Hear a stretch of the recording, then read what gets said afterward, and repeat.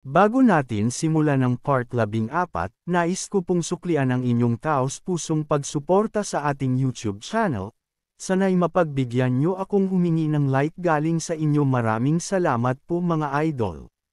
Papalapit ng papalapit sa gitna ng takot, alam ni Yinyu at ng ating bida na huli na para kumilos. Isang puwersa ang bumangga sa kanya, parang isang bayani na sumagip sa isang dilag. Mabilis nitong hinarang ang espada ni Yo. Nagulat ang babaeng doktor nang tumalon si H-chan upang iligtas siya. Galit na galit si Yang Go. Hinarang mo ang espada ko. Sigaw niya. Hindi sumagot si H-son at malamig lang na sinabi, umatras ka. Walang hangganang langit, gapiin mo siya. Ang bigla at makapangyarihang galaw na iyon ay nagpasabog sa ulo ni Yuno. Parang ubas na pinigtas mula sa tangkay, umiikot-ikot pa ito sa ere bago bumagsak sa lupa sa harapan ni Jo Seon. Tumingin si H-son sa kanya nang may pagtatansya. Narito na siya. Nakita ni Jo Sawang si Hong na napapalibutan ng nakakamatay na enerhiya, ang mga matay na mumula habang nakatingin kay Hachan. Ang lakas mong pumatay sa aking kapatid sa panunumpa na si Yingo. Sigaw niya ng galit. Hindi na napigilan ni Jo Sawang ang sarili at pasiga na nagwala. Nagpaalala ang babaeng doktor kay Hachan, iwasan mo siya. Napakalakas ng taong yan. Parang isang galit na toro, lumipad si Jo Sawang at sinugod si Hachan. Pupugutan din kita ng ulo. Sigaw niya. Mabilis namang ginamit ni Hachan ang kanyang espada upang salagin ang atake ni Jo Sok. Lalong pinagdiinan ni Jo Sahong ang kanyang espada. Nanggigigil ang ating bida habang sinasalag ito. Sinong matatalo sa katulad mong mayabang? Pasabog na sinipa ng ating bida si Jo Sahong palayo. Gumapang si Jo Sahong habang nakasandal sa kanyang espada, pinipilit bumangon mula sa pagkabuwal. Habang pinipigil ang panloob na enerhiya, mahina niyang sinabi, malakas nga ang enerhiya niya. Pero bilang mandirigma, mas malakas ako. Habang nagmumuni-muni si Jo Sahong, papalapit ang ating bida na puno ng puwersa. Alam mong pahalagahan ang buhay ng mga kapatid mo, pero hindi mo pinapahalagahan ang buhay ng iba, malamig niyang sambit habang nakatutok ang espada kay Jo Sahong. Nagngangalit si Jo Sahong, nangangitim ang mukha sa galit. Tumigil ka sa kalokohan mo, batang yan. Sigaw niya, Crescent Moon Heavenly Hand. Bigla siyang umatake sa ating bida. Ginamit ni Hachan ang kanyang espada gamit ang Limitless Universe Sword Technique 4. Mahigpit niyang hinawakan ang espada, na puno ito ng matinding puwersa. Sa isip niya, ang Technique 4 na ay pagpapahusay ng mga naunang teknik. Pinagsasama ang Technique 1, 2, at 3 sa isang iglap. Ito ang tinatawag na Dan Kai ng isang swordsman. Limitless Severing Heaven, iyan ang pangalan ng Technique 4. Hindi nag-atubili ang ating bida na tagpasin ang pinuno ng Black Dragon Society na si Jo Sahong. Nagkaroon ng matinding pagsabog ng liwanag. Sa kalayuan, nakita ang anino ni Yansu sa ibabaw ng isang gusali, nakamasid. Nakita ni Yansu ang lahat, natalo na sina Joya Hong at ang kanyang grupo. At ang espadang iyon, siguradong Dan Kai iyon. Kailangan kong iulat ito, sabi niya sa sarili. Binuksan ni Yansu ang pinto, pinapasok ang liwanag sa tahimik na silid. Pumasok siya, tumingin sa paligid. Mas maaga ba ako? Tanong niya sa sarili. Biglang may lumitaw na matangkad na lalaki sa likuran niya. Parang nabasa ang kanyang iniisip. Hindi, tama lang ang oras mo, sabi nito. Kumusta sina Jo Sawahong at ang kanyang grupo? Tanong ni Chien Eugene sa malamig na tinig. Tahimik na tumalikod si Yansu at nagulat. May mandirigmang dumating at pinuksa ang buong grupo ng Black Dragon Society. Dahan-daang lumakad si Chien Eugene. Si Jo Sahong, hindi ba malapit na siyang marating ang tuktok ng Nourishing Moon? Yumuko si Yansu. Namatay siya sa isang taga ng espada, ginamit ng kalaban ang Dan Kai. Napakunot ang noo ni Chien Eugene. Dan Kai. Anong klase siya? Mahigpit na hinawakan niya ang sandalan. Bata pa po siya, mga 15 taong gulang lang, sagot ni Yansu. Umupo si Chien Eugene na parang kalmado, pero sa loob niya'y puno ng alinlangan. 15 taong gulang at marunong na ng Dan Kai. Ang mga nasa edad 20 na nakakarating sa antas na iyon ay itinuturing ng henyo. Anong pambihirang talento? Bakit ngayon ko lang siya narinig? Tahimik si Chien Eugene. Ngayong ganito na ang nangyari, ano ang balak mong gawin? Tanong ni Yansu. Suportado ang baba ni Chien Eugene habang malamig na sinabi, Hanam. Patay na si Joe Sahong. Mukhang kailangan kong humanap ng ibang paraan, biglang sabi ni Andang Eugene na ikinagulat ni Yansu, kaya't napahinto ito sa kinatatayuan. Kaya mo bang talunin ang taong gumagamit ng Dan Kai? Tanong ni Eugene. Iniwas ni Yansu ang tingin at nag-aalanganing sumagot. Kung siya lang mag-isa, kaya kong gawin ang lahat para manalo. Pero hindi lang siya ang andoon. May 2 pang mandirigmang kasing lakas ng pinuno ng Black Dragon Society na kasama niyang nagpo-protekta sa mga taga-nayon. At kung sasali sila, hindi ako sigurado kung matatalo ko sila. Ang 2 tinutukoy ni Yansu ay sina Hamyang Wu at Sobek. Ang mga tagapagtanggol niya, sambit ni Chong Eugene na tumango bilang pagkilala.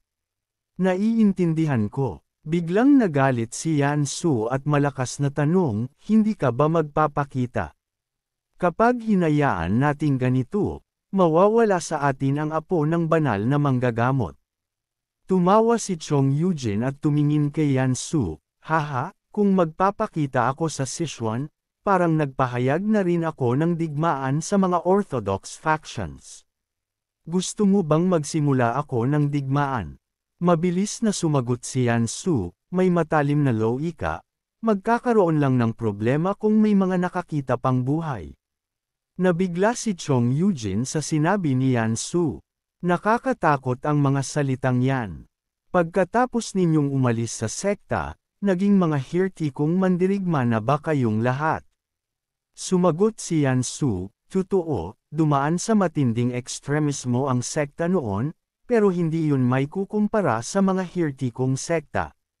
Dumilim ang mukha ni Chong Eugene. Tama ka, pero hindi na tayo ganoon ngayon. Mas gusto ko ang sekta natin ngayon. Sunod na sinabi ni Yansu ay tila tumama sa damdamin ni Chong Eugene. Baka naman natatakot ka lang na mabunyag ang pagkakakilanlan mo.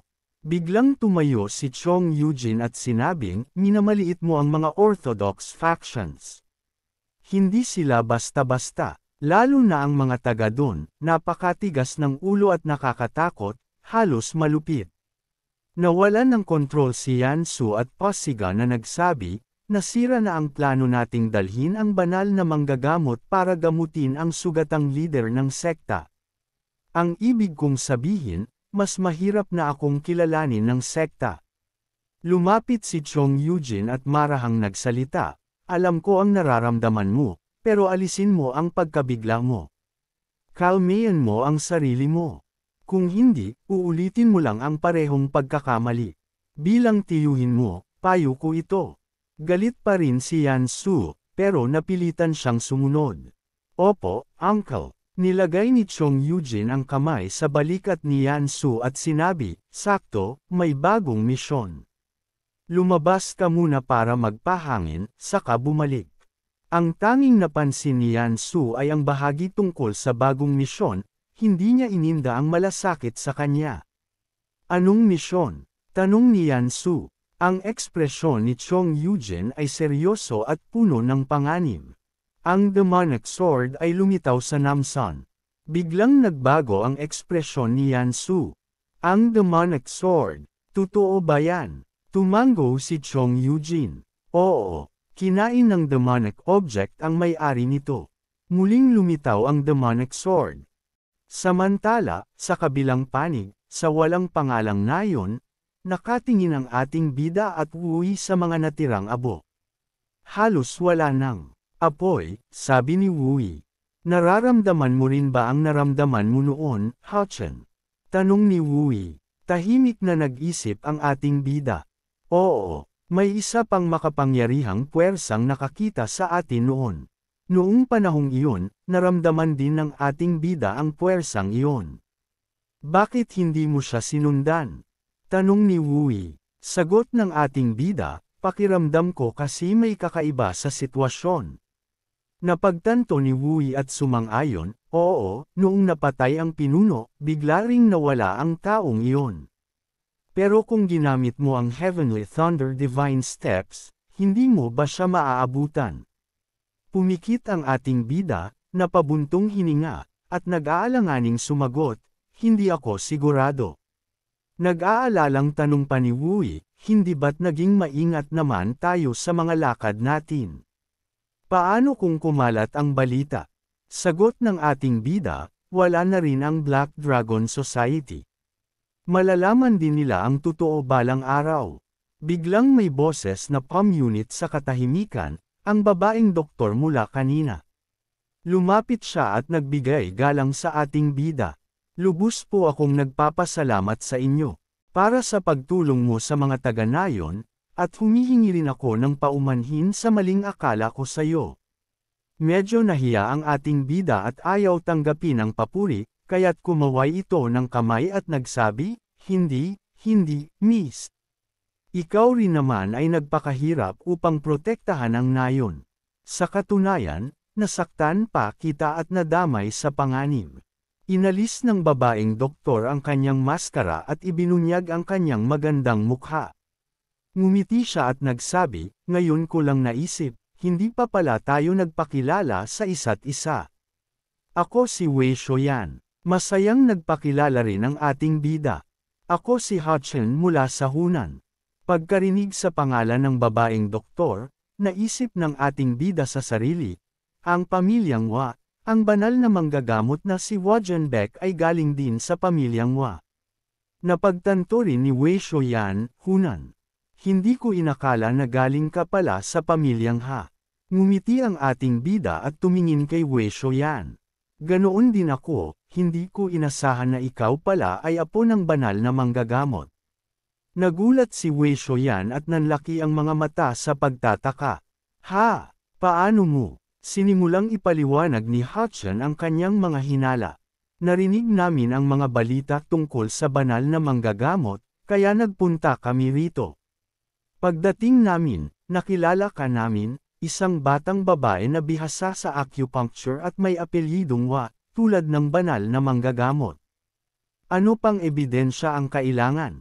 Ang gulat na ekspresyon ni Wei Shoyan ay napalitan ng paghanga.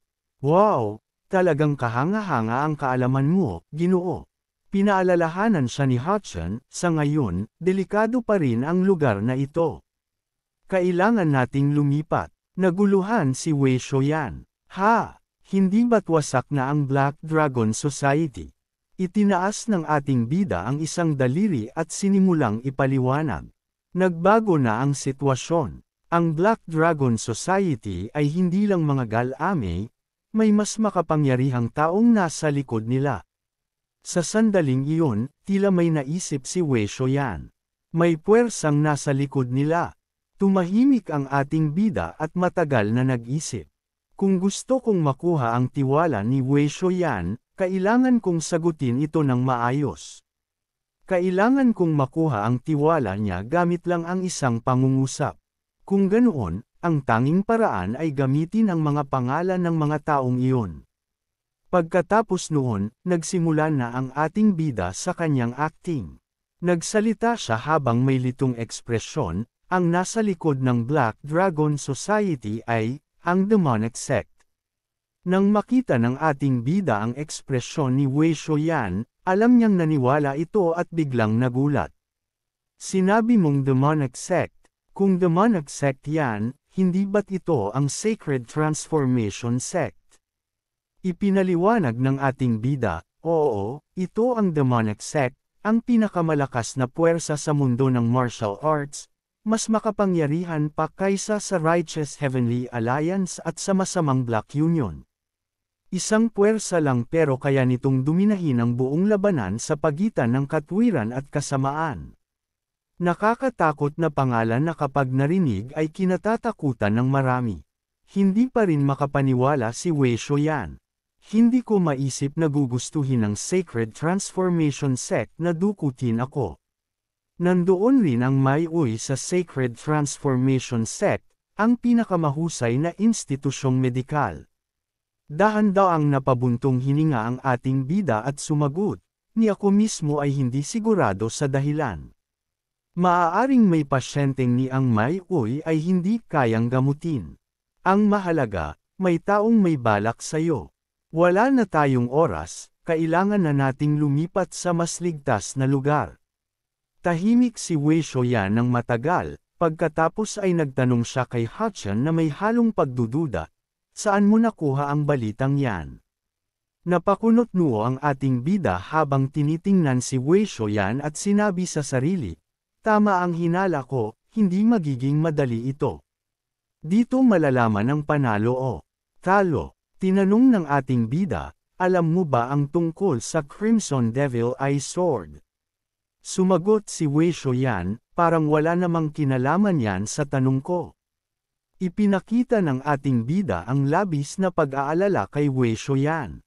May kinalaman ito. Ang Crimson Devil Eye Sword ang pagkakakilanlan ng demonyong nagnanais sa'yo. Pagkarinig nito, nagulat at natigilan si Wei Shoyan, ngunit agad ding nagpakalma ng damdamin at muling nagtanong ng malinaw na impormasyon. Ang Crimson Devil Eye Sword ay bahagi ng Evil Faction, hindi ng Demonic Sect.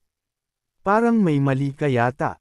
Matibay ang paninindigan ng ating bida, hindi, siya ay tagasunod ng Demonic Sect.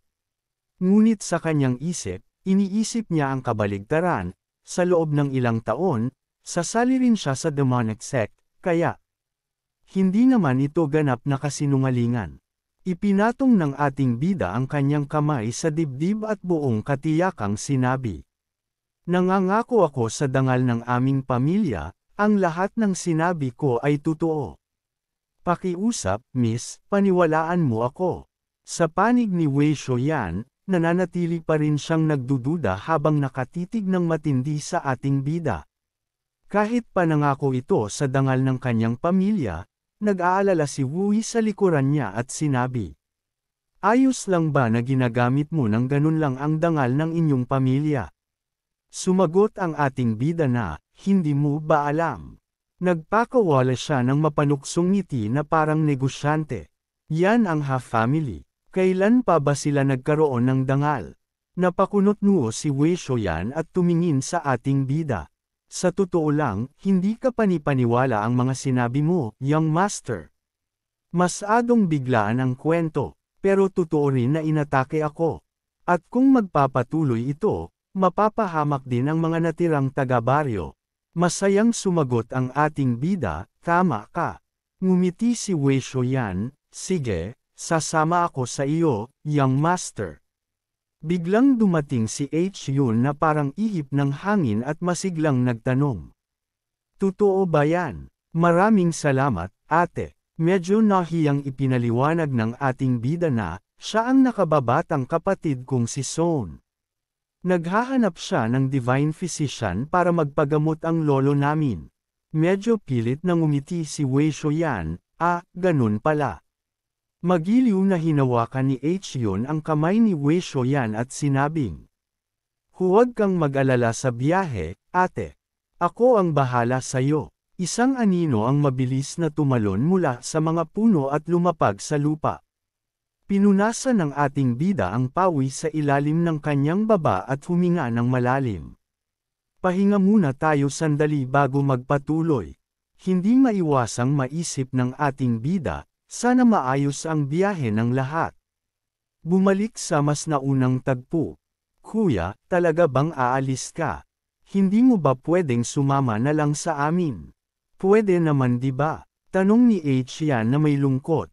Maingat siyang pinakalma ng ating bida, hindi naman masyadong delikado, huwag kang masyadong mag-alala.